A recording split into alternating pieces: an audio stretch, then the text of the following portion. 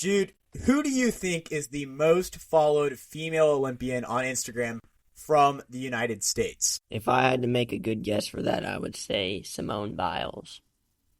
You would be correct. Simone Biles has just over 8 million followers. She just picked up her fifth gold medal, 8 total. It makes her the most decorated Olympian, gymnastics Olympian in USA history. So congratulations to Simone Biles and her women's gymnastics team and their gold medal. Just wanted to start it off with a little bit of Paris news as we prepare for this next episode. This is episode 38 of the Power and Light podcast. My name is Josiah Winnell, and I am hosting today alongside my good friends Jude Miley and Preston Graber. I want to just ask Preston, how's it going today? It is going really good. Glad we could get another podcast in. Yeah, we're really excited all to be right back together, even if it's over the phone. And we're going to start off this episode in a little different way. We're going to have a little bit of a pro football NFL quiz. This is brought to you by ImmaculateGrid.com. You can go and do a daily grid. These are just a little challenge for us and our sports knowledge. So all three of us will be working together, and we're working on Pro Football Grid number 376. So if this is one of your hobbies and you haven't done yours for the day, don't listen to this right now. We're going to try to see where our sports knowledge is. So the way this was set up, obviously, as an audio podcast, I got to explain what it visually looks like. We have three things across the top and actually three teams on the left side. So it's a 9-box deal. So on the top is the Carolina Panthers in the first box. The second one is the New York Giants. The third is 50-plus sacks in your career.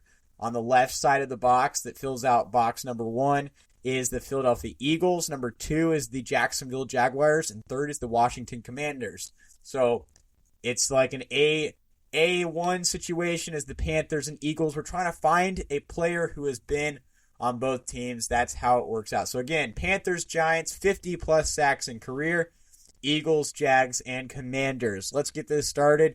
With any initial guesses, I've been talking this whole time, so I haven't been able to think.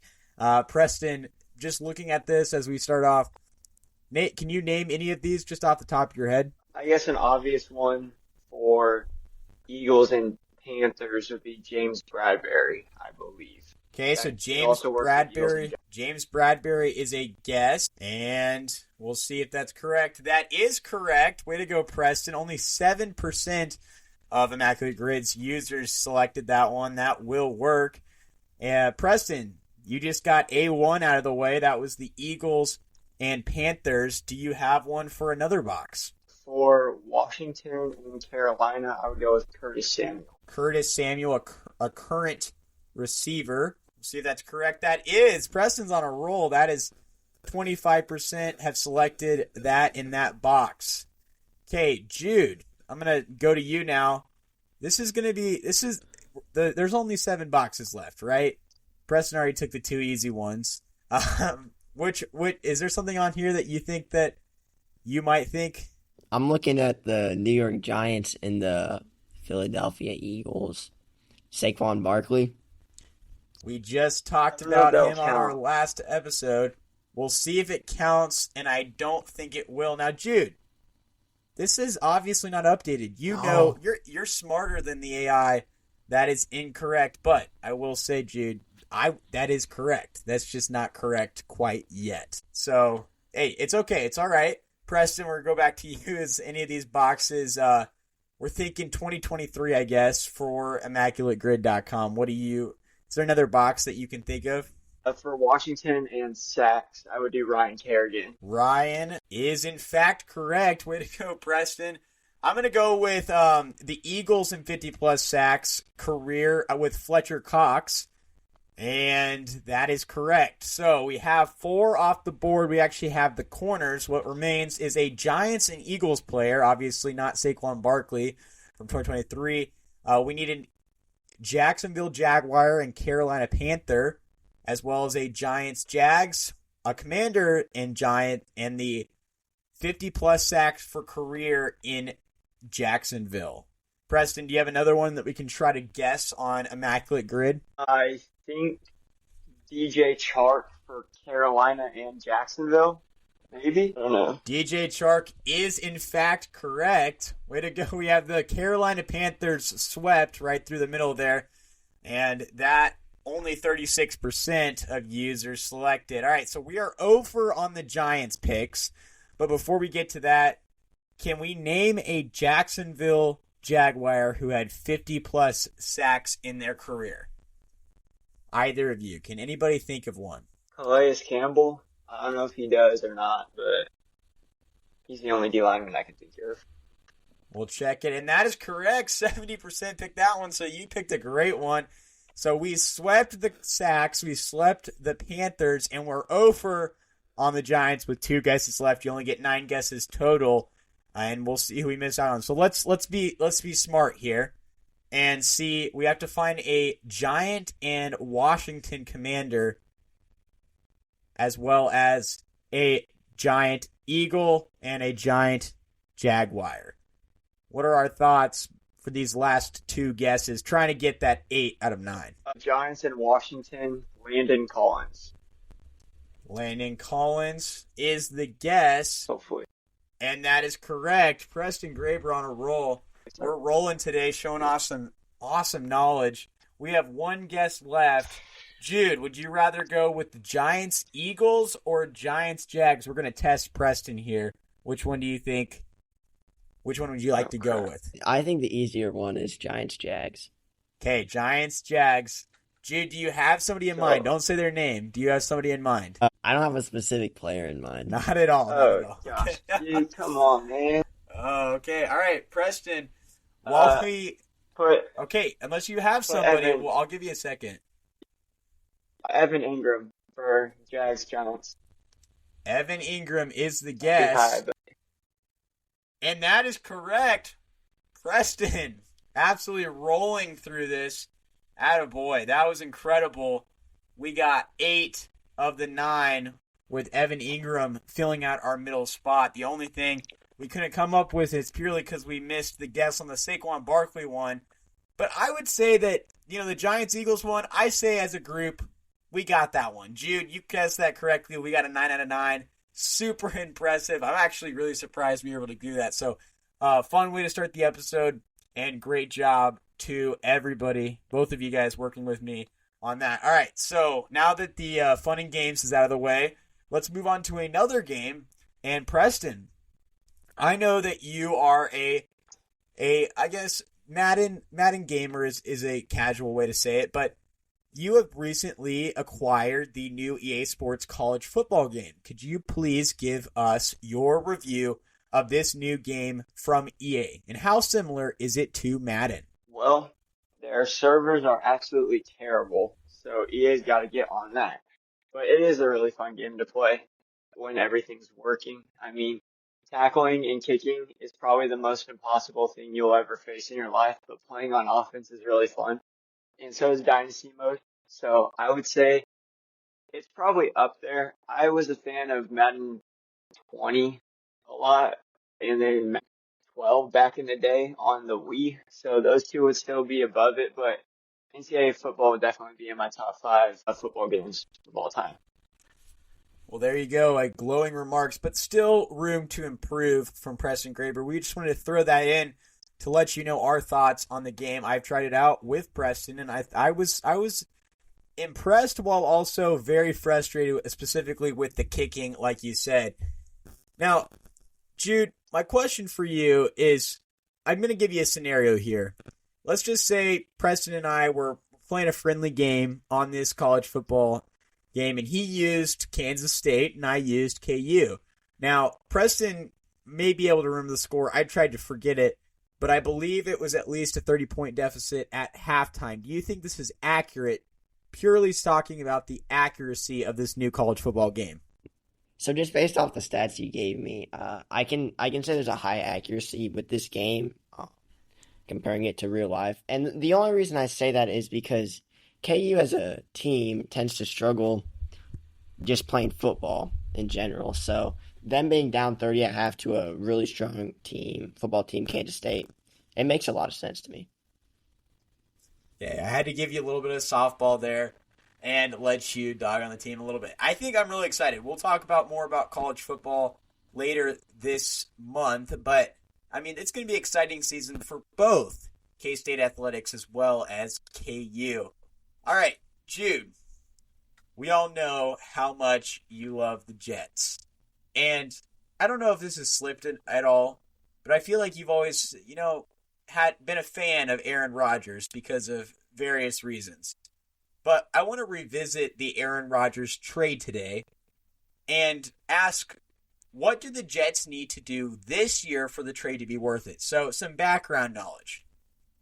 Back in last year, the Packers agreed to a deal that sent away Aaron Rodgers after a historic career with them. Here is what, so far, we've seen from this deal. So, the Packers received 2023 first, second, and sixth rounders, which was Lucas Van Ness, Luke Musgrave, and Anders Carlson, a linebacker, tight end, and kicker, as well as 3 players after trading down in the 2024 second round. So that's what the Packers got. The Jets got Aaron Rodgers, obviously, and then a 2023 first rounder, which was Will McDonald, and a fifth rounder. Now, the question I have for you, Jude, obviously, Aaron Rodgers goes down on the 4th play of the season. So there's no way to know if this was a good deal or not yet. But what has to happen this year for the Jets to win this deal? All right, so the way I look at it is I see Green Bay before last year was a confused team that no one knew the identity of, and the Jets were almost the same way, just a struggling team that needed something. And with the trade, we see the Packers become a scary team, a team that could push for a Super Bowl this year if things go right. And so that's kind of what I want to see out of the Jets this year.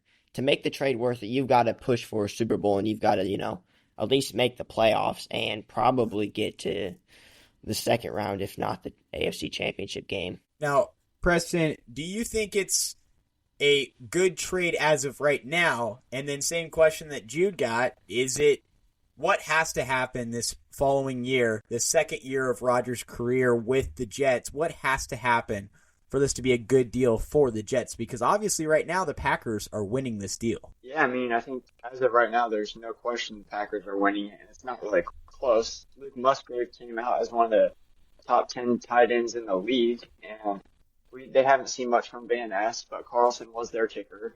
And really, they lost a lot of salary cap, I guess, gained, if you want to call it whatever it is, with Rodgers going over it.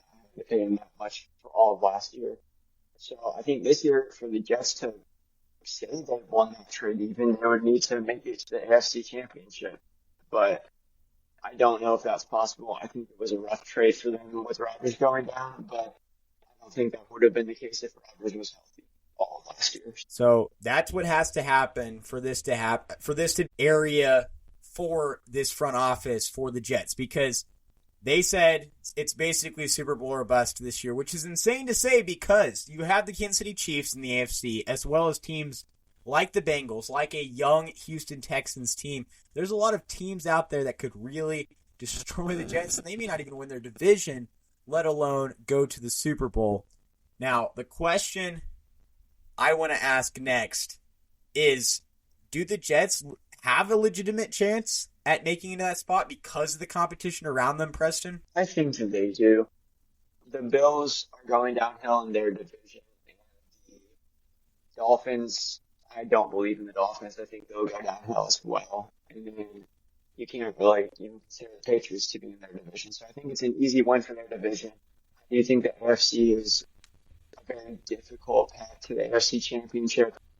But if they end up if they can avoid the Chiefs up to the AFC Championship, they'll make it there. If they face the Chiefs, they'll end up losing in the AFC Championship. So it all just depends on matchups come playoff time. And I think what really helps determine whether this deal was good or not is how these Packer rookies pan out, because Lucas Van Ness has the potential to be an incredible linebacker, but Luke Musgrave had a good season, at least to start off, at least what had happened in preseason. He was ranked higher in his draft class as a tight end, and he looks like a guy that can really break out for that offense as a tight end. Okay, we are recording this episode right at the trade deadline, and the reason why I mentioned that is the Royals just minutes ago, traded for infielder Paul DeWong from the White Sox, former Cardinal, as well as making another move with the A's. Preston, break down these Royals moves, and how excited are you that J.J. Piccolo is being aggressive at the deadline, and it's not that he's giving away players, he's getting players. Yeah, I mean, this is a first for us, right? It's been a while since Kansas City went out and got people at the trade deadline. I mean, last I can remember was Johnny Cueto in the championship year was our last big one. It's nice to see Lucas Erceg from the A's is a nice relief arm. He's got a 3.8 ERA this year, which is pretty solid. He's appeared in 38 games, so we'll take that any day of the week, speaking that most of our bullpen arms are 4+ ERA. I don't really understand the De Jong trade aside from I don't even know. I guess he can play all positions kind of on the infield aside from first base, so that's kind of it. He's got a solid bat. I'm just wondering if they're concerned about Michael Massey's health or Michael Garcia's performance, but that's not really the bat I was wanting us to go get. I was more hoping for an outfielder, but we'll see. He's still got time before, so maybe he brings in an outfielder too. I haven't seen the details come through yet, so I don't actually know what we traded for, but we'll see. Yeah, and those will likely not come fully in for a little while. But, I mean, I think it's important, like you said, to analyze why, right? And why would you make a trade like that? And I think part of it is Michael Massey. You know, his health is in question right now. And so you're bringing in a guy who's a utility man for sure, and his glove is better than his bat in most would say, which is interesting because the Royals do have decent gloves, in fact, very good gloves, but it's that hitting element that we're looking for, and like you said, an outfielder could come in. But right now, Paul DeWong, he brings in a little bit of that bat, but not a ton. So it's interesting, and it shows that maybe he could fill around or give Bobby some time at second if he needs to rest his legs a little bit or something. Like, there's so many options when you bring him in, and I actually think he's very similar to Garrett Hampson in the outfield. You can stick him anywhere, like you said, except for first base, and that's going to be really crucial as the dog days of baseball, which is in August and then September, as you start to make your runs to playoff spots. It's going to be tiring and taxing to the Royals players, and so it will be interesting to see.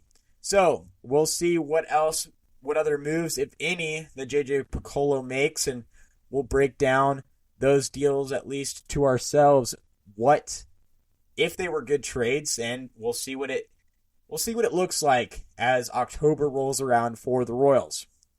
All right, the next thing we're going to get into is the ESPN Top 100 rankings for athletes since 2000. They released this just a few weeks ago, and we want to break it down just a little bit and debate some of these selections, possibly questionable selections that they made.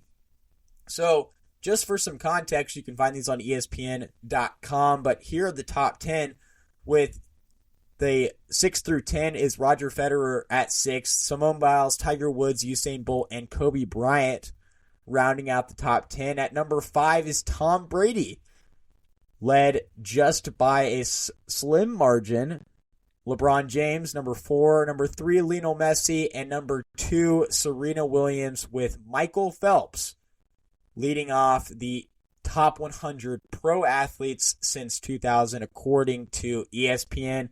First of all, Jude, I just read off the top 10. What are your initial thoughts before we look at some of these close and possibly unfair rankings? We'll get into that in just a second, but what are your initial thoughts?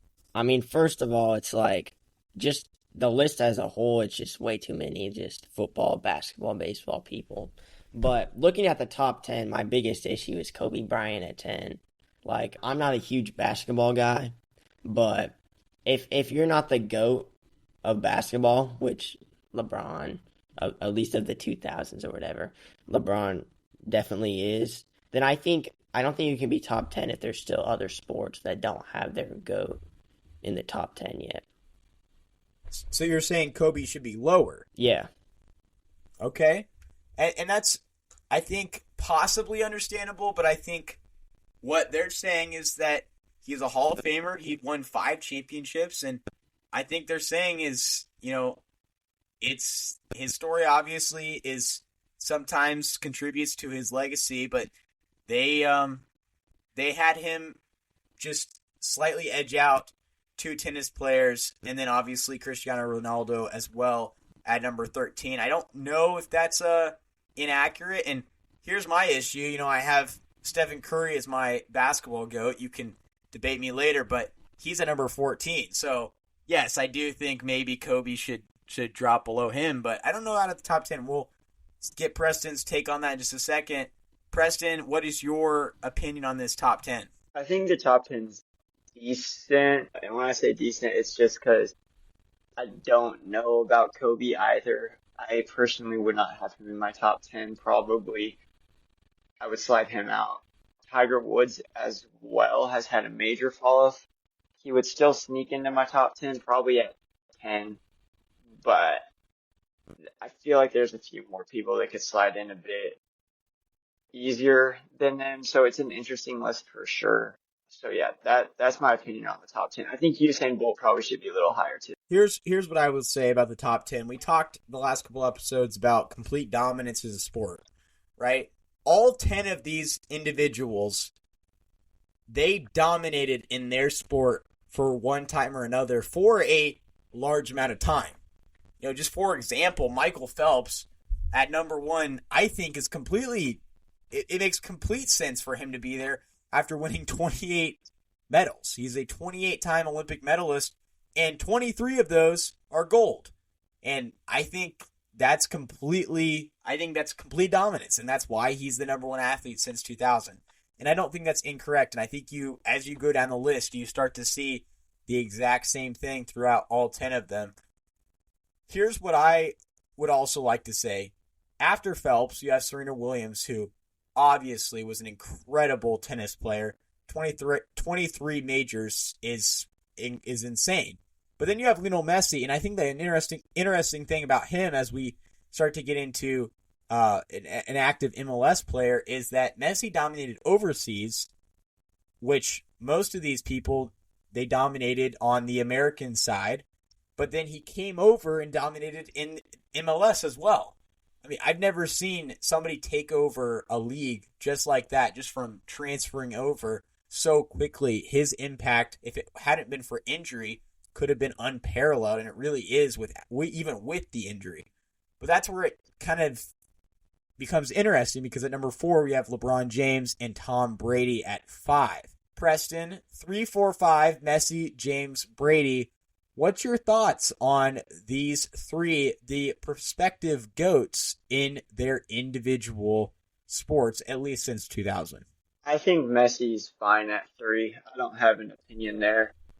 And I do think that LeBron's the GOAT currently, and Brady also was the GOAT of his time. I would probably switch Brady and LeBron just because it's so hard to do what Brady did in the NFL, because you have so many pieces that have to be working, and really in basketball, one player can carry a team to success with a few supporting pieces. Yeah, but you kind of mentioned it right there. But all 3 of these guys, though, the clear-cut difference from the rest of the group of these 3 guys, and really the first 2 as well, is that longevity, right? Lionel Messi's been around for a long time. LeBron James is one of the oldest, if not the oldest, NBA player. Tom Brady lasted forever and then retired and came back. There is just longevity at another level from these 3 individuals, and that's just helped them establish themselves statistically, but also while establishing their legacy. Jude, if you had the choice to adjust this, would you change LeBron James at 4 or Tom Brady at 5? Would you switch these 2? No, I would not switch the 2. And the issue that I have with what Preston said is that saying Tom Brady is a better athlete than LeBron is just false. Like, I think LeBron could have been a star in the NFL if he wanted to be, because LeBron is just the better athlete. Tom Brady had success at quarterback, but I think if we look at the word athlete, like I think LeBron's clearly the better athlete. No matter this, Tom Brady may have had more success in his sport, but I think LeBron's just obviously the better athlete. And you know what? Jude brings up a great point because it's not the top 100 individuals who had success in their sport. It is truly just the top 100 professional athletes since 2000. That's very clear. And I think, Jude, that clarifier is extremely important because, yes, I agree. I think LeBron James is a better athlete than Tom Brady. And I think that Usain Bolt possibly, this is where it becomes debatable, is a better athlete than Kobe Bryant. And I think that determines the list a lot more than just pure success, just based off the way that their mentality is on the court, but also their physical attributes and how they're just different from the rest of the competition. Because when you watch these 10 individuals play in their sport, it's incredible how they set themselves apart. And I think that's why I agree with this top 10 list. And I think that it's important to realize the clarifier right there. So Patrick Mahomes comes in at number 13, not 13. He comes in at 18. Number 13 was Ronaldo. And Mahomes still has plenty left in his career. He's only a couple years into it. Preston, what is your thoughts on Patrick Mahomes being at number 18 in the top athletes of the entire first 24 years of this century? Personally, I love Mahomes, and I think he's going to end up being the greatest athlete of all time. I think 18 is a perfect spot, except there's people in front of him that I would move back and people below him that I would move up. So I think 18 to 20 is the good range for Mahomes. Even though he's had a lot of success, he's only been doing it for 7-ish years. So there's people that did it for longer. And if the 2000s wasn't the time mark and if it was just success, then it's fine. But since 2000s was the era, I would say that, it's a solid spot. Yeah, I think it's a good spot for him right now. And I think, like you said, he has plenty of space to grow up that list. Jude, thoughts on number 18? And then where do you think Patrick Mahomes could end up on this list? I mean, I think 18 is fair for Mahomes just because, he's a natural athlete. And I think, even if he hasn't, had the same career, length as some other people, he's clearly, just an incredible athlete. And he's done things that just haven't been done before. So I think him being so high is fair. And I also think that he could end up, legitimately top. I would put him at no higher than, honestly, 2. I don't know if he can pass Michael Phelps just because Michael Phelps had a different type of dominance that I don't think is possible in the NFL just because there's so much of a team aspect. But beyond that, I think he could be number 2.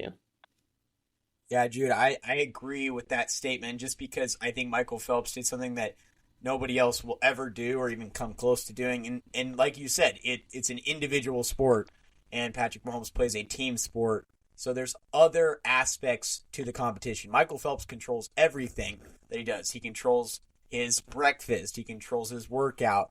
But Patrick Mahomes has members around him trying to compete day after day in competition. So he has to rely on them, but it also means that when he fails, his team can pick him up. When he succeeds and his team fails, he can pick them up. It's truly back and forth, and it's not the same scale that they're sitting on, and I agree. I think his peak is number 2, and I think that's attainable for him. Preston, what's your thoughts on that? Do you think that 2 is the peak for Mahomes, or do you think that he could pass Phelps? And if he were to pass Michael Phelps, what would that require on his resume? I think it's nearly impossible for him to pass Phelps at this point. Phelps had an absurd run, and having 23 gold medals just cements him, in my opinion, as the best athlete of all time. I don't think anyone was really touching that. In order for Mahomes to do so, I think he would have to win 5 Super Bowls in a row and carry the team, have some absurd stats that blows Tom Brady out of the water, which I don't think is possible at this point. even though he will likely pass him, he probably won't. And then while we prepare, really, to get Jude's quote of the day, Preston, I have two other things I wanted to ask you about. At number 83, we have Chris Paul. Now, I know this is at the bottom side of this 100. It's still some of the top athletes ever, but it is 83. My question for you is, this guy's bounced around a lot, and CP3, what is he known for? Not winning that championship yet. Even though he's a 12-time All-Star, do you think this is a fair spot for him, or should he be higher or lower? I'm not a huge fan of CP3. I see him here at 83. Below him, I see Kawhi Leonard. And I know CP3's been there a lot longer, and he's done all the All-NBA selections and all of that. But Kawhi has the championship. So I think Kawhi would need to be above him. You know, I also see Rory McIlroy down here at 93, and I think he should be above him too. I just don't see enough from CP3 that says he should be at 83. And again, if we're going off the scale of best athlete, I believe Kawhi is a better athlete than Chris Paul. Now, this is just purely off what I've seen, but that's what my thought process is. Would you agree with that? I mean, is that if we're truly looking at best athlete, not most success? Because if you take the championship out of it for Kawhi, I think I still take Kawhi. Are you in the same boat? If I take the championship out for Kawhi, I would have CP3 above him. Leonard he's fallen off a lot. He's not the same Kawhi he was, but he got the MVP trophies in the finals, and he won the finals. I think the reason Chris Paul is 83 is because of all his personal accomplishments, but I don't really know, honestly. And then move up 20 spots, and there's Shohei Ohtani at number 62. He has 2 MVPs in his short MLB career. Shohei, the Dodgers president, said, is arguably the most talented player who's ever played this game. Shohei Ohtani has shown day after day, after game, after year, how special he is as a player. Obviously, I would say he's this low, if anything, because of his no championship yet, as well as his short career. Preston, what is a accurate ranking for him, and what is his peak, do you believe? What is his ceiling? Not what you think he'll get, but what is his ceiling if he were to continue the success? Well, I think this is a very inaccurate ranking for him. Personally, I would think he's top 50 for sure. I think his potential is so high. He's doing things that we've never seen happen in baseball. He's hitting all these 470-foot home runs. And we got to remember, this is just what he's doing in the MLB. He did this in Japan, too. And they're not really weighing this here. I read it as top 100 professional athletes of the 21st century. So why do we not count his stats from Japan too? I feel like he should be way higher because he's been doing things for years, even though he just came to the USA 7 years ago. Yeah, something to chew on is just 19 spots above him at number 43 is Alex Rodriguez, who did have 3 MVPs and 11 All-Stars. Yeah. But at the pace that Shohei Ohtani is competing at right now, do we really believe he can't pass Alex Rodriguez and continue his ascent?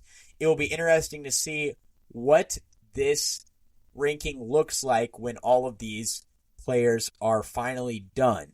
And I think it will be extremely interesting to see, especially what those 3 individuals do over the rest of their careers and how much they move up. All right.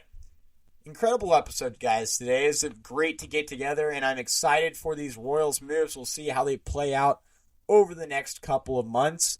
Jude Miley, send us out with your quote of the day. The quote of the day for today is, "When in doubt, look intelligent," by Garrison Keillor.